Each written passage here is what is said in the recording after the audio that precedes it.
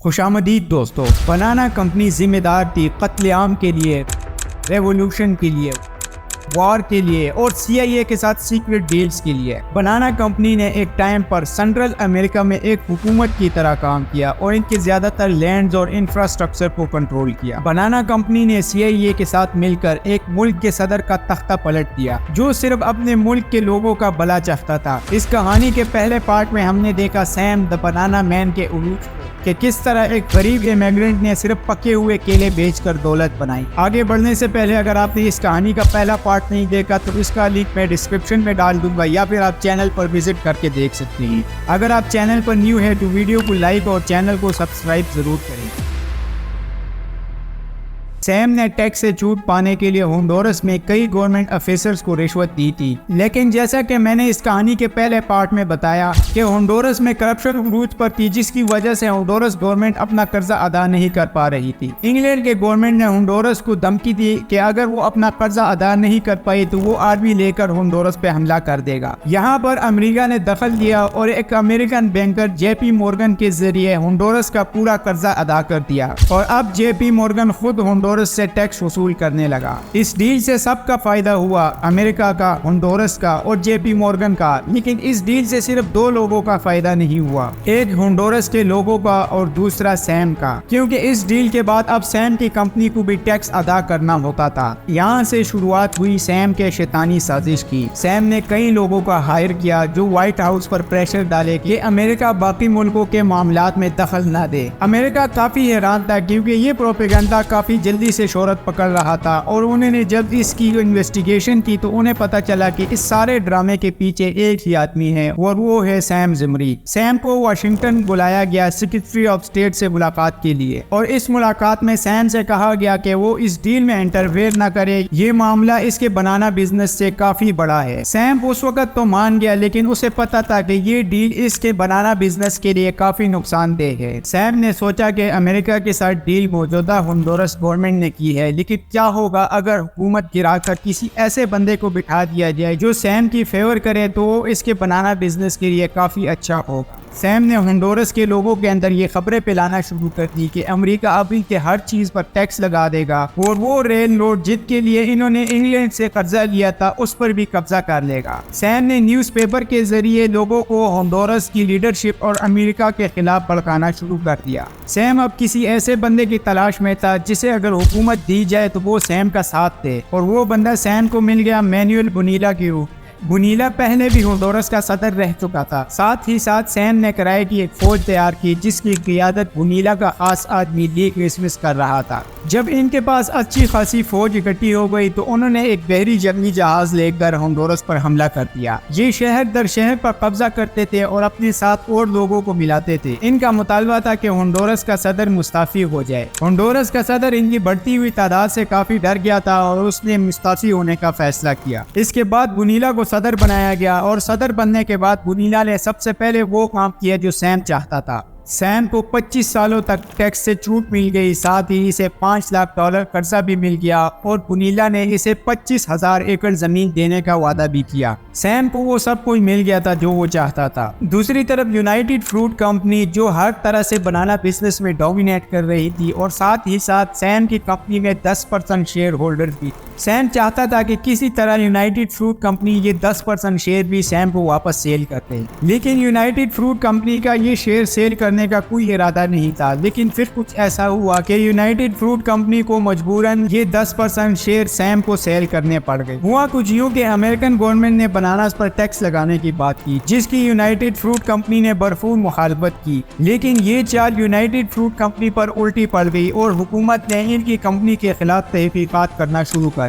United fruit company का चूंकि पूरे बनाना बिजनेस पर कंट्रोल था और वो खुद कीमतों का तयन करती थी और साथ ही साथ अपने कंपटीटर्स को भी कंट्रोल में रखती थी। ये सब इस बात का सबूत था कि वो शेरमैन एंटी ट्रस्ट एक्ट के खिलाफ वर्जी कर रहे थे। अब यूनाइटेड फ्रूट कंपनी को ये साबित करना था कि बनाना बिजनेस में इक्वल का कंपटीशन है, जिसके लिए उन्होंने सैम को उसके 10% शेयर सेल कर।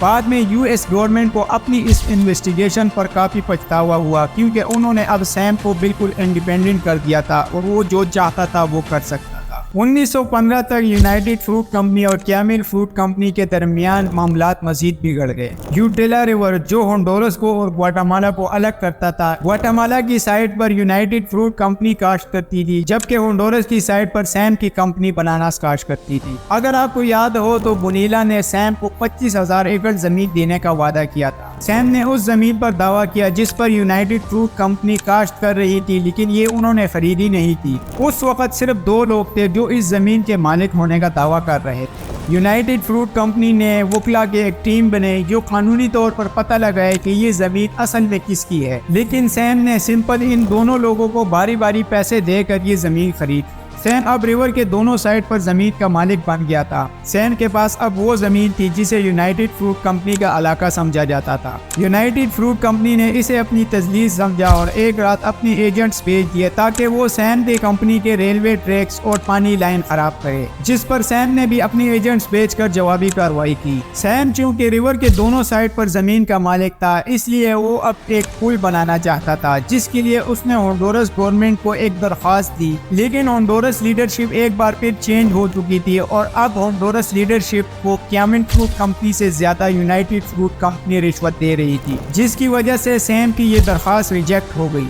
सैम ने इसका भी हल निकाला और दोनों साइड से लंबे डॉक्स बनाए और साथ ही इंजीनियर की मदद से एक फ्लोटिंग ब्रिज बना दिया। दोनों कंपनी के बीच में बढ़ते हुए तनाव को देखकर एक दफा फिर अमेरिका ने इसमें मुदाखलत की और अमेरिका चाहता था कि किसी तरीके से ये दोनों कंपनियां आपस में मिल जाए। सैम के साथ कई मुलाकातों के बाद ये फैसला हुआ कि कैमिल फ्रूट कंपनी मुकम्मल तौर पर यूनाइटेड फ्रूट कंपनी में मिल जाएगी और बदले में सैम को 3 लाख शेयर्स मिलेंगे, जिसकी कीमत $30 मिलियन। इसमें ये शर्त भी थी कि सैम मुकम्मल तौर पर रिटायर हो जाएगा और उसका बनाना बिजनेस से कोई वास्ता नहीं होगा। सैम जो अब काफ़ी बूढ़ा हो चुका था और अब वो आराम करना चाहता था, इसलिए वो इस डील के लिए मान गया। 1929 में ये डील फाइनल हुई, जिसके बाद सैम वापस अमेरिका शिफ्ट हो गया। 1928 में कोलंबिया में यूनाइटेड फ्रूट कंपनी के वर्कर्स स्ट्राइक पर चले गए। हजारों वर्कर्स प्रोटेस्ट करने सड़कों पर निकल आए क्योंकि यूनाइटेड फ्रूट कंपनी वर्कर्स से हफ्ते के 7 दिन काम लेती और उन्हें पैसे देने के बजाय फूड कूपन दिए जाते थे जो सिर्फ यूनाइटेड फ्रूट कंपनी के दुकानों में ही चलते थे। यूनाइटेड फ्रूट कंपनी वर्कर्स के इन डिमांड्स को पूरा करने में कोई इंटरेस्ट नहीं रखती थी, बल्कि उल्टा यूनाइटेड कंपनी ने यूएस से इस मामले में मदद मांगी। यूएस गवर्नमेंट ने कोलंबिया की हुकूमत पर प्रेशर डाला कि वो इन लोगों से निमट ले, नहीं तो वो अपनी आर्मी भेज दी। कोलंबियन गवर्नमेंट नहीं चाहती थी कि यूएस इस मामले में मुदाखलत करे, इसलिए उन्होंने एक फौरी प्लान बनाया। कोलंबियन हुकूमत ने तमाम वर्कर्स को एक जगह इकट्ठा किया और उन्हें बताया कि इनकी डिमांड्स यहाँ सुनी जाएगी। लेकिन जब सारे वर्कर्स इकट्ठा हो गए तो चारों तरफ से उन्हें आर्मी ने घेर लिया और उन पर फायर खोल। इस कत्लेआम में तकरीबन 2000 से ज्यादा लोगों की जान गई। 16 जनवरी 1929 पर यूएस सेक्रेटरी के एक रिपोर्ट में इस कत्लेआम को एक कामयाबी के तौर पर दिखाया गया, जिसमें तकरीबन 2000 से ज्यादा लोगों की जान गई। सैम अपनी रिटायरमेंट एंजॉय कर रहा था और अब उसका बनाना बिजनेस से कोई वास्ता नहीं था, लेकिन उसने एक बात नोट की कि हर गुजरते साल के साथ उसका मुनाफा कम से कम होता जा रहा। 1928 में यूनाइटेड फ्रूट कंपनी ने $45 मिलियन का मुनाफा किया था और ये मुनाफा 1932 तक आते सिर्फ $6 मिलियन तक रह गया था। ये सैम के लिए काफ़ी डिसअपॉइंटिंग था क्योंकि शुरुआत में उसकी शेयर्स की वैल्यू $30 मिलियन थी, जो अब सिर्फ $3 मिलियन रह गई। सैम ने फैसला किया कि वो खुद इस सारे नुकसान का पता लगाएगा। सैम ने इस नुकसान का पता लगाने के लिए लोगों से मीटिंग करना शुरू कर दी। सैम ने लोअर दर्जे के वर्कर से लेकर बड़े दर्जे के मैनेजर्स तक से मुलाकात की और पता लगाया कि इस नुकसान की असल वजह क्या है। सैम ने कई गलतियां महसूस की जो यूनाइटेड फ्रूट कंपनी उस वक्त कर रही थी, जिसमें एक ये भी थी कि शिप्स के कैप्टन से कह रखा था कि वो आहिस्ता चलाए ताकि ज्यादा ईंधन खर्च ना हो, लेकिन इसकी वजह से बनाना शिप पर ही खराब हो जाते, जिससे नुकसान होता था। सैम ने फैसला किया कि वो कंपनी हेडक्वार्टर को इन सारी गलतियों पर एक खत लिखेगा। सैम ने खत लिखकर कंपनी को भेज दिया, लेकिन कंपनी ने सैम को बिल्कुल इग्नोर कर दिया। उन्होंने जवाब दिया कि सैम को अब बिजनेस में मुदाखलत नहीं करनी चाहिए, लेकिन सैम रुकने वाला नहीं था। इसने जून 1932 में बोर्ड ऑफ डायरेक्टर्स की एक मीटिंग अटेंड की और उसमें अपने गुस्से का इजहार किया, लेकिन अगेन यूनाइटेड फ्रूट कंपनी के मैनेजमेंट ने इसे रिजेक्ट कर दिया। सैम ने अब भी हार नहीं मानी और इसने कंपनी के बाकी बड़े बड़े शेयर होल्डर से मुलाकात की और उन्हें बताया कि अगर ऐसा चलता रहा तो एक दिन कंपनी डूब जाएगी और इनके पास कुछ नहीं बचेगा। सैम ने न सिर्फ इन लोगों को राजी किया बल्कि इनका सपोर्ट भी हासिल किया। सैम के हाथों में कंपनी के 50% शेयर से ज्यादा का कंट्रोल था। सैम ने एक दफा फिर मीटिंग बुलाई और जो चेंजेस सैम चाहता था उनसे वो चेंजेस करने को कहा, लेकिन इन लोगों ने एक दफा फिर सैम को सीरियस नहीं लिया, जिसके बाद सैम ने लिटरली पूरे बोर्ड को फायर कर।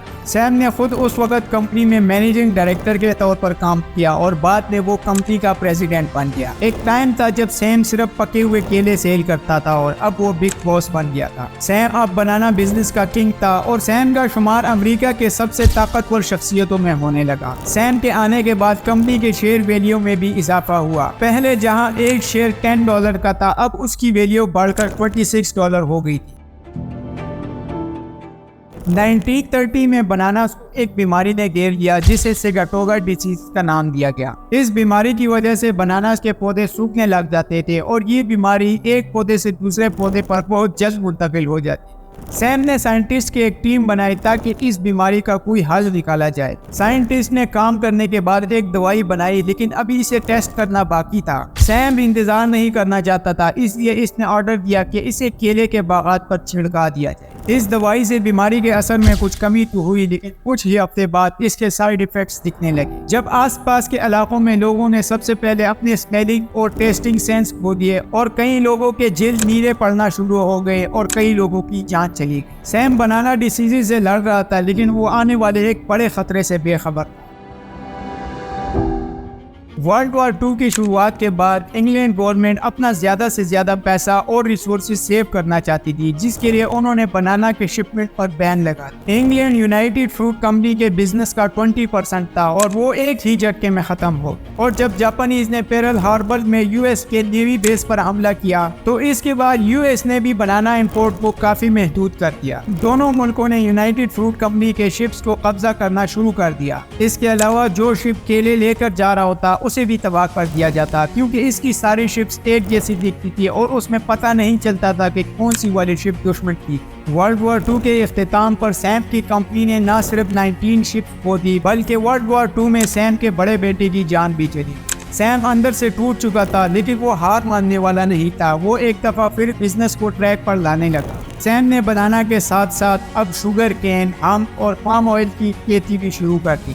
1947 में ग्वाटेमाला में एक नया कानून पास हुआ जिसके तहत बनाना वर्कर्स एक ट्रेड यूनियन में शामिल हो सकते थे। यूनाइटेड फ्रूट कंपनी ने इस कानून की मुखालफत की, लेकिन वो इसमें नाकाम हुए। यूनाइटेड फ्रूट कंपनी के मुश्किलात में इजाफा तब हुआ जब ग्वाटेमाला में एक नया सदर मुंतखब हुआ जिसका नाम था आर्बिन। आर्बिन यूनाइटेड फ्रूट कंपनी से वो जमीनें वापस खरीदना चाहता था जो उनके पास फारिग पड़ी थी। आर्बिन यूनाइटेड फ्रूट कंपनी को वो रकम भी देना चाहता था जो उन्होंने टैक्स फॉर्म पर शो की थी। आर्बिन चाहता था कि इन जमीनों को ग्वाटेमाला के लोगों के हवाले किया जाए ताकि वो इस पर खेती कर सके। आर्बिन यूनाइटेड फ्रूट कंपनी को इस जमीन के लिए $6,27,572 देना चाहती थी, जो उन्होंने टैक्स फॉर्म में इस जमीन की वैल्यू शो की। लेकिन यूनाइटेड फ्रूट कंपनी जानती थी कि इस जमीन की वैल्यू मिलियंस ऑफ डॉलर्स में है। कंपनी ने सिर्फ टैक्स से बचने के लिए इस जमीन की वैल्यू कम शो की। जैसा कि हम जानते हैं कि फ्रूट कंपनी जब किसी लीडर को पसंद नहीं करती उसे हटाकर किसी और को लीडर बना देती। यूनाइटेड फ्रूट कंपनी ने एक दफ़ा फिर न्यूज़पेपर के जरिए, आर्टिकल्स और मीडिया के जरिए ये बात फैलाना शुरू कर दी कि आर्बिन एक कम्युनिस्ट है और ये ग्वाटेमाला के लोगों के लिए और अमेरिका के लिए एक खतरा है। हालांकि आर्बिन का कम्युनिस्ट पार्टी से दूर दूर तक कोई वास्ता नहीं था। यूनाइटेड कंपनी ने आर्बिन से निपटने के लिए CIA से मदद मांगी। CIA ने एक रिबल आर्मी फोर्स बनाई जिसे आर्बिन के खिलाफ बगावत में इस्तेमाल किया। इस बगावत में कई बेगुनाह लोगों की जान गई, लेकिन आखिर में आर्बिन ने रिजाइन किया और मुल्क छोड़कर फरार हो गया। सैम ने 1951 में यूनाइटेड फ्रूट कंपनी को छोड़ा और साथ ही अपने सारे शेयर सेल कर दिए। इसके बाद सैम ने कई हॉस्पिटल और रोड बनाए, लेकिन सैम जानता था कि जो उसने किया उसके लिए कोई इसे माफ नहीं करेगा। 84 ईयर के एज में सैम की डेथ हो गई। सैम की डेथ के बाद यूनाइटेड फ्रूट कंपनी डूबती ही चली गई और आज के दौर में यूनाइटेड फ्रूट कंपनी का कोई नामो निशान नहीं। यूनाइटेड फ्रूट कंपनी देखने में तो एक फ्रूट कंपनी थी, लेकिन इसने अपने फायदे के लिए हजारों बेगुनाह की जान।